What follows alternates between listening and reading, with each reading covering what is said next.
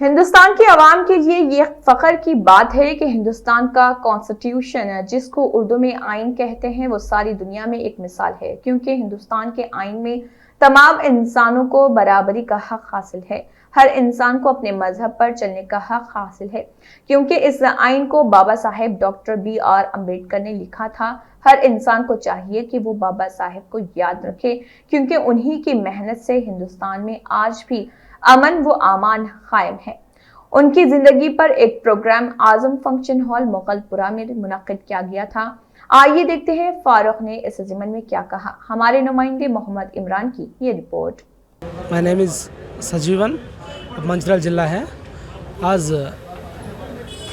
चार मीनार वही इधर से प्रोग्राम अम्बेडकर का प्रोग्राम कर दिया, तो बहुत आदमी आया। सो बहुत अच्छी प्रोग्राम हो गया आज।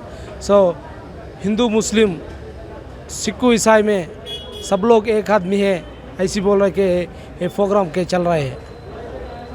कैसा लगा आपको? आप बाबा साहब अम्बेडकर की एक्टिंग करके आपको कैसा लगा? हाँ, बहुत अच्छी है, बहुत अच्छी है। तो कैसी बोलना है, बहुत अच्छी है। तो सब लोग के एक बार बाबा साहेब अम्बेडकर के दिख रहे देख बोल रहे, अब तो बहुत खुशी है मेरा साथ में। ये जन्मदिन धन्य हो गया। वो आज वो अम्बेडकर के बारे में वो माइनॉरिटी को पूरा वो राज्यांग में रक्षण दिया, वो रक्षण आज निकाल दे रहे हैं पूरा। इसके लिए हम सब मिलके लड़ना, वही बात वो अम्बेडकर कैरेक्टर से, ऐसा अम्बेडकर नाटक से हम बोल रहे हैं। वो आज तक वो अम्बेडकर नाटक 474 प्रोग्राम्स, वो public well received, it is very nice also. अच्छा था।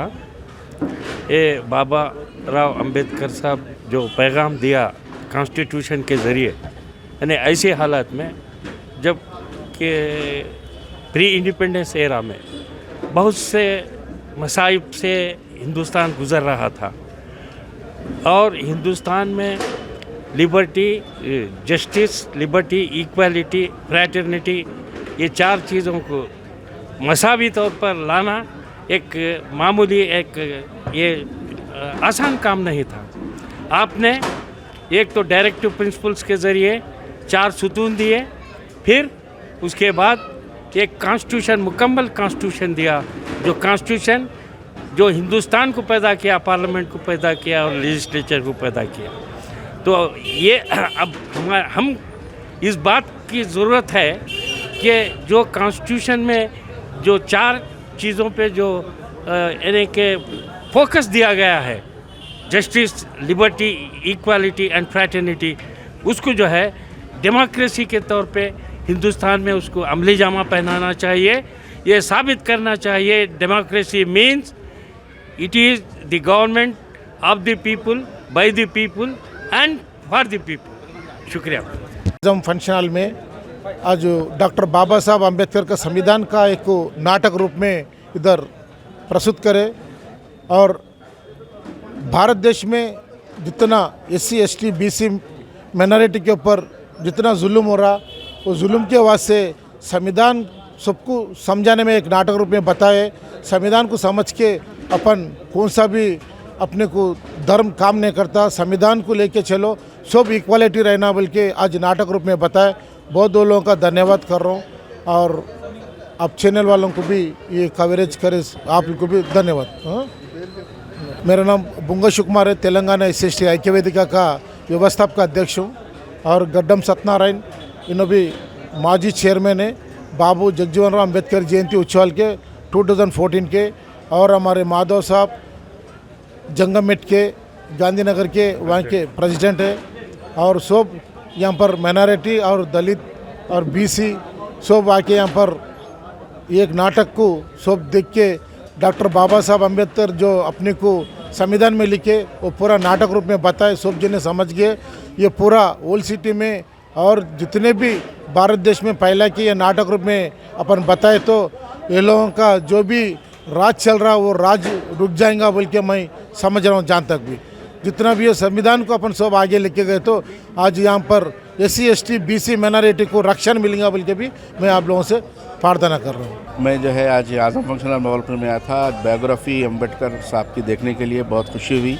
प्रोग्राम तो जल्दी ख़त्म हो गया, दिल नहीं भरा। मैं 4 घंटे की इनकी फ़िल्म देखा, बहुत सारा उसमें दिखा। इसके अंदर ऑर्गेनाइज़र से भी इसमें जो है ना कुछ एडवाइजेस दिया हूँ, वो अगर डाले तो अच्छा है। और मैं बहैसियत सेक्रेटरी मेहर ऑर्गेनाइजेशन मैं रिक्वेस्ट करा हूँ, अगर इसकी वीडियो वगैरह मिली तो मैं स्कूल में जो है 6 to 10 के बच्चों को इसमें पब्लिसिटी करूँगा। शुक्रिया। आज आज़म फंक्शन हॉल में बेहतरीन एक प्रोग्राम हुआ है जो अम्बेडकर के ज़िंदगी के ताल्लुक़ से। इस प्रोग्राम को जो है आज के हालात के मुताबिक हम हर बस्ती में, हर गली में करते हुए आवाम में शऊर बेदार करने की आज सख्त ज़रूरत है, क्योंकि दस्तूर को मलियामेट करने की जो कोशिशें हुक्मरान कर रहे हैं उसके खिलाफ़ ये एक जवाब के जैसा है।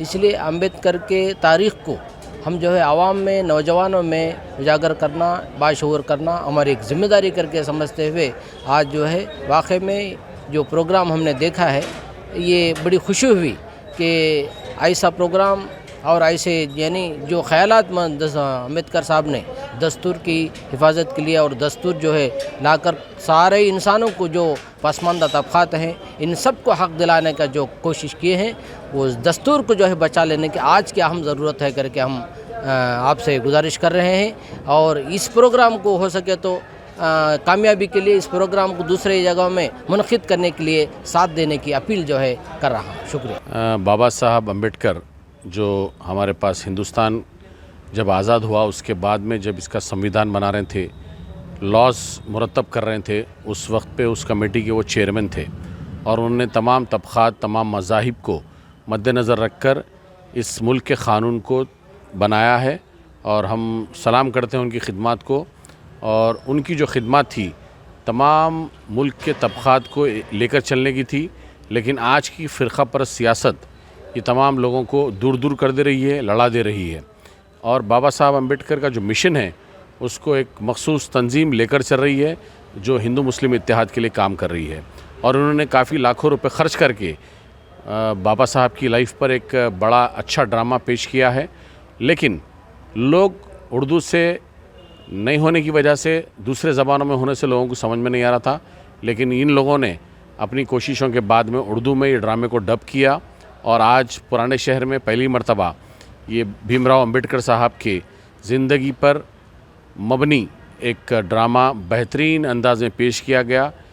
इस हिस्से के लोग जो इस किस्म के सरगर्मियों से वाकिफ़ नहीं थे वो लोग वाकिफ़ हुए और बहुत खुश हुए कि हम बाज़ ऐसे पहलू जो भीमराव अम्बेडकर साहब के, बाबा साहब के जो बहुत सारी चीज़ें थी जो आवाम को मालूम नहीं था, आज पुराने शहर के आवाम को जब मालूम पड़ा तो वो लोग भी बड़े खुशी का इज़हार करे कि हिंदुस्तान में अमन एकजहती को अगर क़ायम रखना है तो भीमराव अम्बेडकर साहब के बताए हुए रास्ते को फॉलो करना है, तभी ये मुल्क तरक्की की राह पर चलेगा। वरना ये मुल्क जो है फ़िरक़ा परस्त हाथों में तबाही के दहाने पर जा रहा है। महंगाई आसमान को छू रही है, हिंदू मुस्लिम एक दूसरे को मार रहे हैं और ये समझ रहे हैं कि ये हमारा फ़र्ज़ है कि एक दूसरे को लड़ना है। लेकिन बाबा साहब की तालीमात को देखकर आज पुराने शहर के अवाम ये बोलने पर मजबूर हो गए हैं कि हमको बाबा साहब के बताए हुए रास्ते को मजबूती से लेके चलना है, नई नस्ल को बताना है। शुक्रिया, जज़ाकल्लाह खैर।